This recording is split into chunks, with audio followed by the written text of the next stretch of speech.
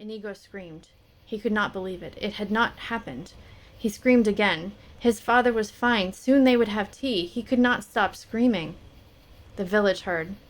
20 men were at the door. The nobleman pushed his way through them.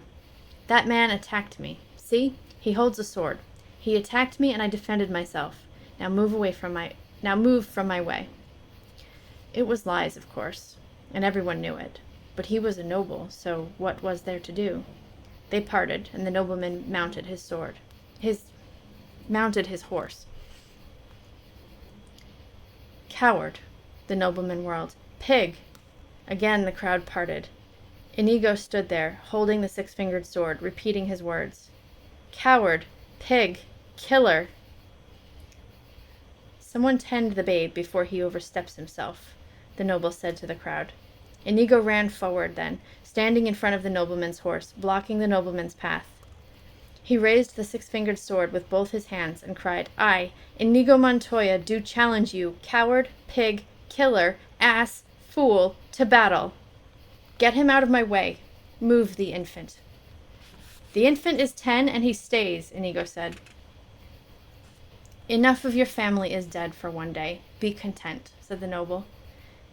When you beg me for your breath, then I shall be contented. Now dismount. The nobleman dismounted.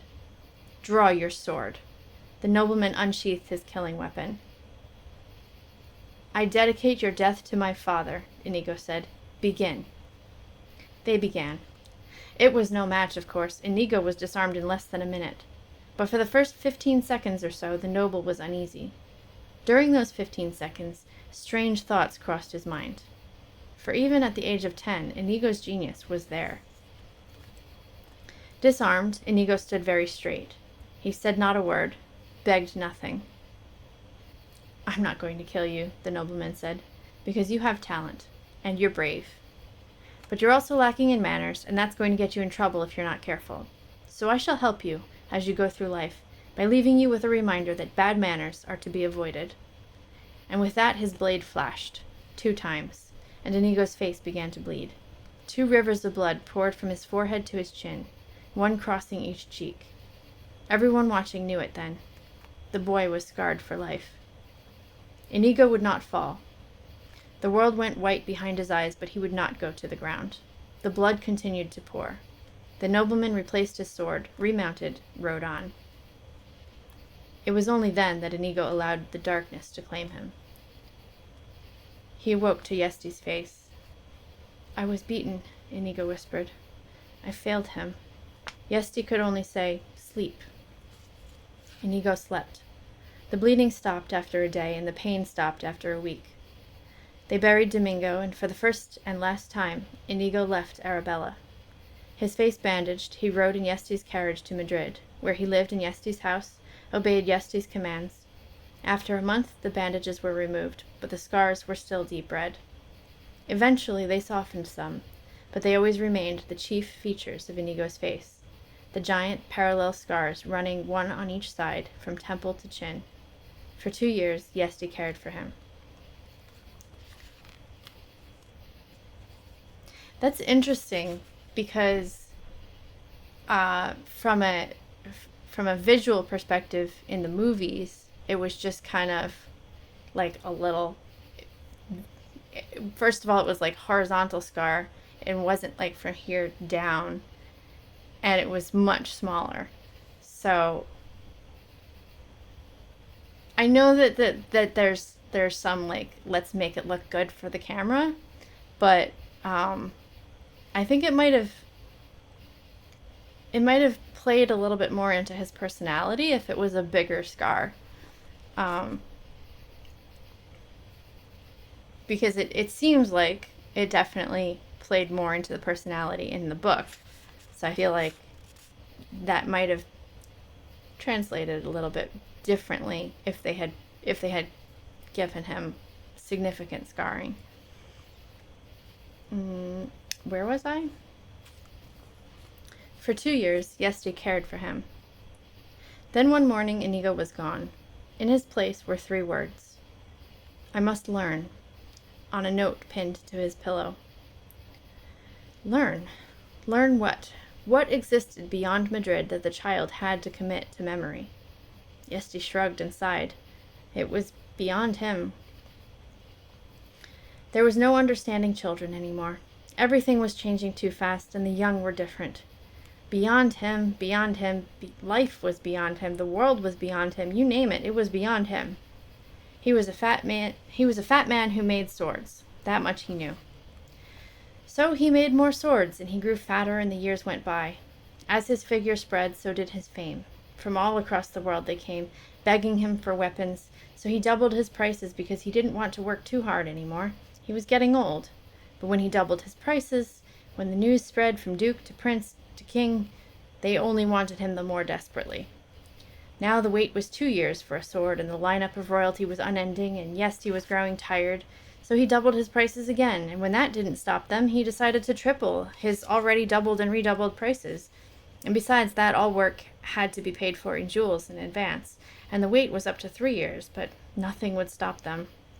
They had to have swords by Yesti or nothing, and even though the work on the finest was nowhere what it once was, Domingo, after all, no longer could save him. The silly rich men didn't notice. All they wanted was his weapons, and they fell over each other with jewels for him. Yesti grew very rich and very heavy. Every part of his body sagged. He had the only fat thumbs in Madrid. Dressing took an hour, breakfast the same, everything went slowly. But he could still make swords, and people still craved them. "I'm sorry," he said to the young Spaniard who entered his shop one particular morning. "The wait is up to 4 years, and even I am embarrassed to mention the price. Have your weapon made by another." "I have my weapon," the Spaniard said, and he threw the 6-fingered sword across Yesti's workbench. Such embraces. "Never leave again," Yesti said. "I eat too much when I'm lonely." "I cannot stay," Inigo told him. "I'm only here to ask you one question. As you know, I have spent the last 10 years learning. Now, I have come for you to tell me if I'm ready." "Ready? For what? What in the world have you been learning?" "The sword." "Madness," said Yesti. "You have spent 10 entire years just learning to fence?" "No, not just learning to fence," Inigo answered. "I did many other things as well." "Tell me." "Well," Inigo began, 10 years is what? About 3,600 days. And that's about, I figured this out once, so I remember pretty well, about 86,000 hours. Well, I always made it a point to get 4 hours sleep per night. That's 14,000 hours right there, leaving me perhaps 72,000 hours to account for. You slept. I'm with you. What else? Well, I squeezed rocks. I'm sorry, my hearing sometimes fails me. It sounded like you said you squeezed rocks to make my wrists strong, so I could control the sword. Rocks like apples, that size. I would squeeze them in each hand for perhaps 2 hours a day, and I would spend another 2 hours a day in skipping and dodging and moving quickly so that my feet would be able to get me into position to deliver properly the thrust of the sword. That's another 14,000 hours. I'm down to 58,000 now. Well, I always sprinted 2 hours each day as fast as I could, so my legs, as well as being quick, would also be strong. And that gets me down to about 50,000 hours. Yesti examined the young man before him. Blade thin, 6 feet in height, straight as a sapling, bright-eyed, taut, even motionless, he seemed whippet quick. And these last 50,000 hours? These have been spent studying the sword?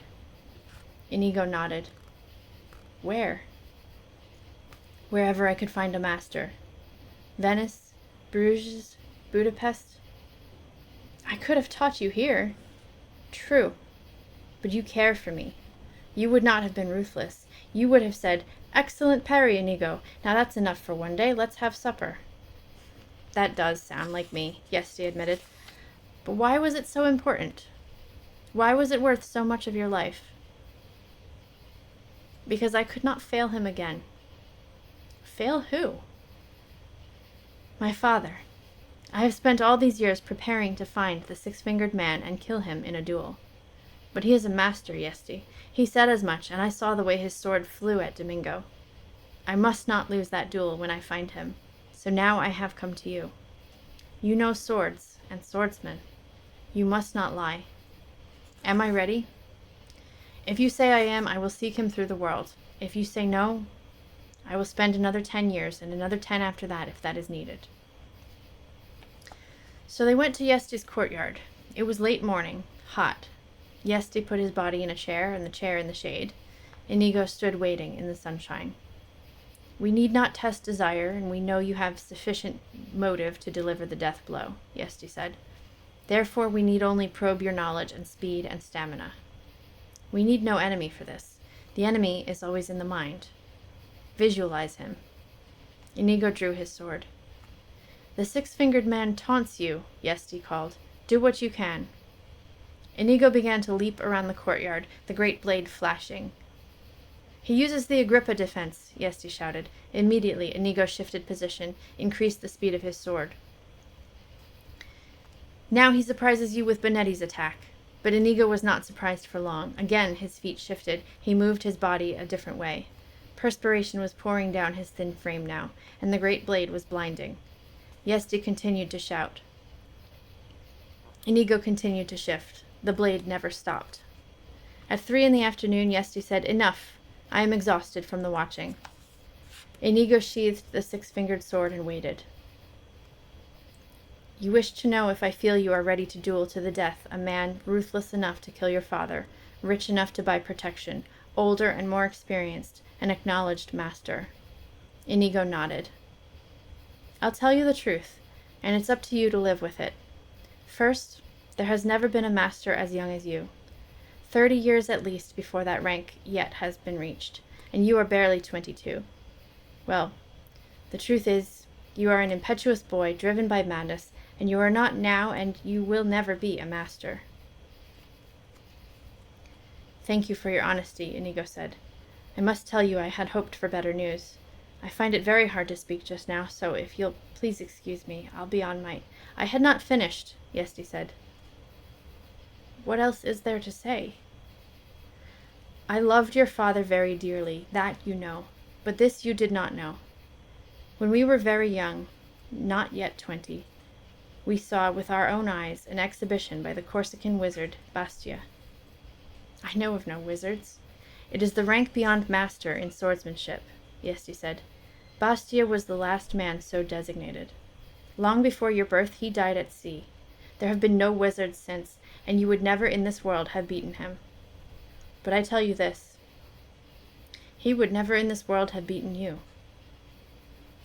Inigo stood silent for a long time. I am ready then. I would not enjoy being the six-fingered man, was all Yesti replied. The next morning Inigo began the track down. He had it all carefully prepared in his mind. He would find the six-fingered man. He would go up to him. He would say simply, hello. My name is Inigo Montoya. You killed my father. Prepare to die. And then, oh then, the duel. It was a lovely plan, really. Simple, direct, no frills. I have to say, I got chills. He said the thing again.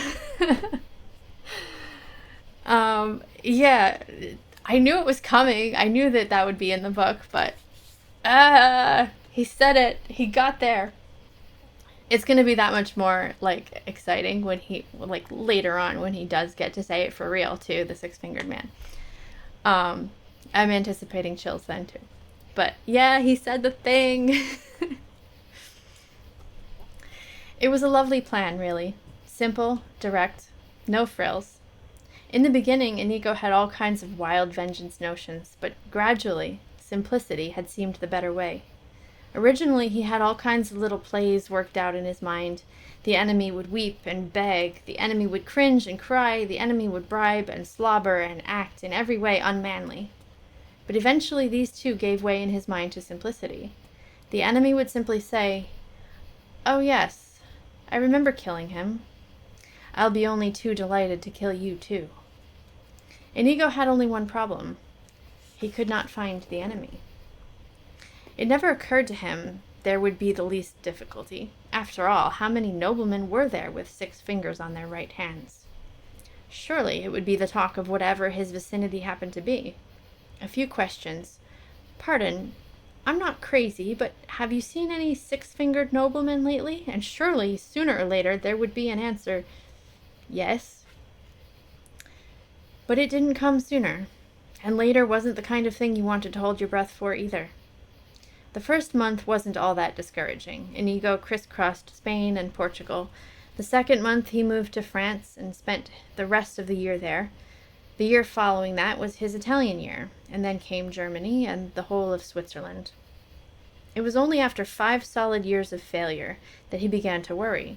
By then he had seen all of the Balkans and most of Scandinavia, and had visited the Florinese and the natives of Gilder, and into Mother Russia, and down, step by step, around the Mediterranean.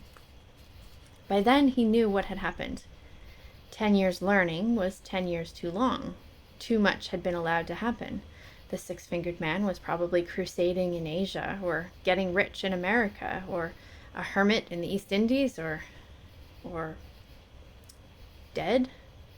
Inigo, at the age of 27, began having a few extra glasses of wine at night to help him get to sleep. At 28, he was having a few extra glasses to help him digest his lunch. At 29, the wine was essential to waking him in the morning.